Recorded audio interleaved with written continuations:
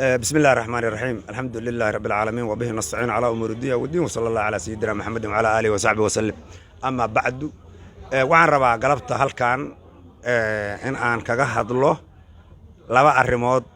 وكسابسا شركة هرمود إليهين ومدانو وبور كانوا أحي وعن ربع ضد بدنا وعن أركي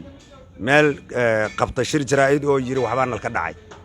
قولي عبد القادر باريو ولا داعي waxaa la dhacay meesha la yiraahdo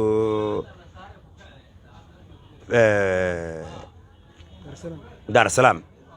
markaan xogii raadiyana waxa cadaatay in oo anagu wadanka maadaama wadanka aan joogno dadka qabanaya shirarka inaysan ahayn dad dalka jooga waayo baariyo uu nool yahay uu caafimaaday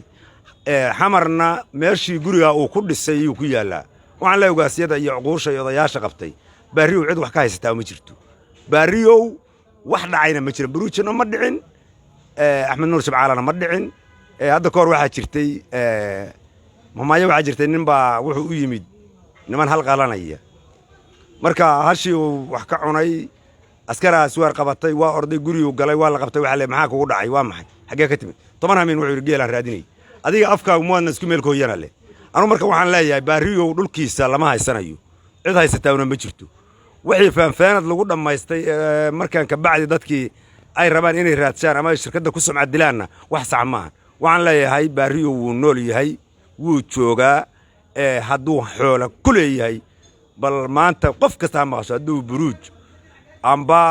axmed nuur cali jimcaale uu ku leeyahay xoolo waxba yaan geedaha la isku aadin yaan meelo cidla shirar lagu qaban yaa shirkadda la yiraahdo Hormuud la dacaayadayn Hormuud waxay leedahay culummo waxay leedahay rag culummo odayaal nabadoono ganacsato wax walba dhanay niman waxay leeyihiin aan ogolayn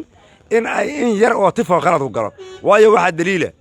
dadka ay maaragtay caawimayso oo wax Hormuud Foundation waad aragtay Hormuud Foundation waxay qaxootiga raashin siinaysaa jidadkii ku bixinaysaa fatahaadii ku bixinaya guriga oo dhanba waxa goysa isbitaal baraadir hadda intay ka qabanayaan 10 gurigaas oo kala waa gooyaan marka maahan in maarad dadka dacayad iyo hadalla raqiisa in la sameeyo waa khalad dadka odayaasha ee Soomaaliya oo culumadana waxaan leeyahay in bacdan ism war dadka hada ninine qofkii wax ka maqan yihiin hala keeno asaga baan maartay la weydiina sifaa xoolahaas uga maqan yihiin iyo sifaa ku baxshay asaga la weydiina laakiin qabiilahan haddii la yiraahdo guriyii baariyo waa maqan waxaad moodaa arrintaas inay arrin sax ahayn waxaan leeyahay dadku waa wada degan yahay waa ilma erir waa isku hooyo waa isku aabe waa wada dhashay yaan wax la kala gelin dadka shirarka qabanaya baariyo wuu nool yahay baariyo annaga damaanad qaadayna inaan waxba ku imaanin ma rabno wararka hadda cabdi xoosho kale carrada la meeraysanayo kale warkaas kale ma war la rabo ma wax sax ma qofku waa inuu wax cad la yimaado taa midaasan ka rabaa midda labaad waxaan leeyahay gabadha leeyahay Maryan Macallin maahan geetalaal ma qabiil bay ka dhalatay culummo ganacsada ehlu sharaf haddii gabadhu waxaad ka qabto maahan gabadha meediyaha in laga caayo sax ma imaada wixii gabadhaas u qabto sidoo kale si fadhiya lan kala hadlayaa gabadhu dadkan boqorka ah ay ka mid tahay Axmed Nuur Cali Jimcaale oo kale waa la soo fariisina abtigeed baa jooga walaalihii la dhashay jooga waxa jooga kuwa habriirta u ahayd kuwa dhashay waxa aad ku leedahay si sharaf ah la idin siinaa laakiin wixii hore inta la qaadeen haddana dib dambe dacaayad looga abaabulaa wax sax ma waxaan warka ku soo dhaweynayaa oo leeyahay Hormuud waa shirkad Soomaaliyeed waa shirkad ganacsi in la subcad dilaaho amba cadow looga dhigo sidii hore oo maaragtay barakaad loo xanibo kale ama haddaba Kenya baar dadka aan arkayo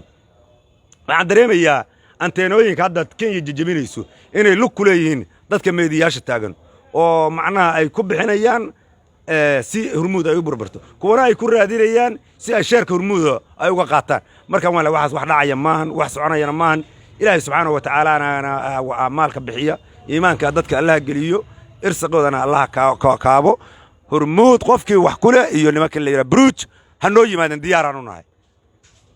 arrinta waa ka boqor Cabdi Axmed Ali boqorka Beelaawiyo salaamu calaykum wa rahmatullaahi wa barakaatuh.